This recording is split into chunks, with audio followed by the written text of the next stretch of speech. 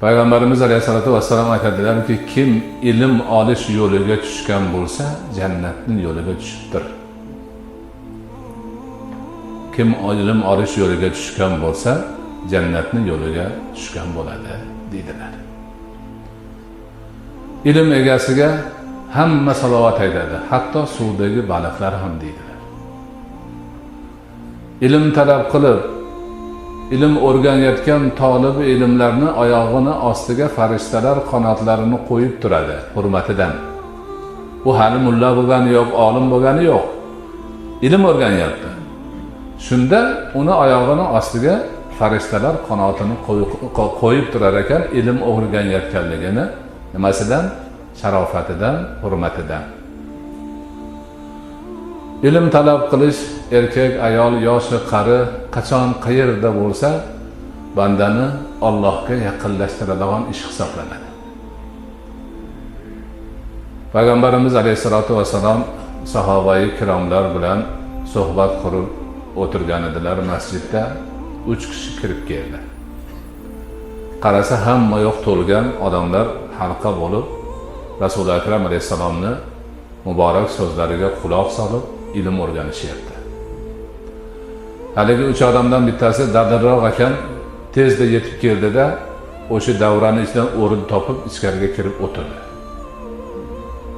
Bittasi u yoqqa qaradi, bu yoqqa qaradi, joy topa olmadida orqa tarafga o'tirdi. Bittasi qarab turib, joy yo'q ekan deb orqaga yurib chiqib ketdi.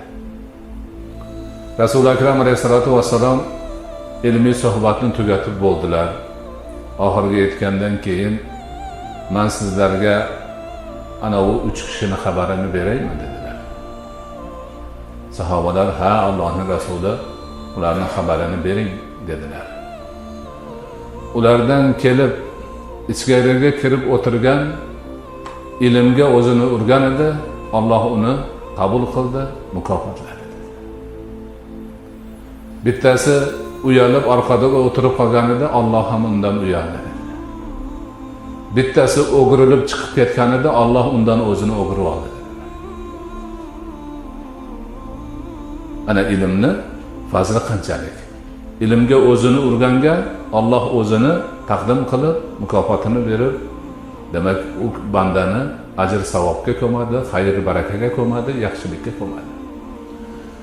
Haligi tortinchoq bo'lib orqada qoluvdi, Alloh uni jazolashdan uyaldi.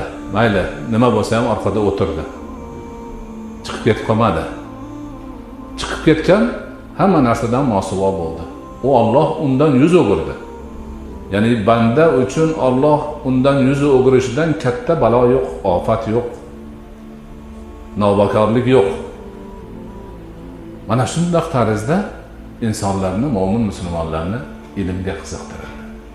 Mana hozir sizlar kelib o'tiribsizlar, maqsadinglar namoz o'qish, Allohning ibodati, xatmi Qur'onda qatnashish va mana bu suhbatdan bir og'iz bo'lsa ham ilm o'rganish. Bu haligi hadislarda kelgan, oyog'ini ostiga farishtalar qo'ygan odamlarni sizlar namunasi ekaninglar. Allohga rag'bat qilib turganlaringiz uchun Alloh rahmat nazarini solib turgan insonlar ekanligingizni yorqindiraydi. Buni birov tilyog'lamachilik qilib sizlarga yoqish uchun gapirayotgani yo'q. Buni Allohning rasuli gapirib qo'yganlar 1500 yil oldin. Xuddi shu rag'bat bilan, xuddi shu shavq bilan, xuddi shu himmat bilan mo'min musulmonlar ilmlarni o'rganishgan.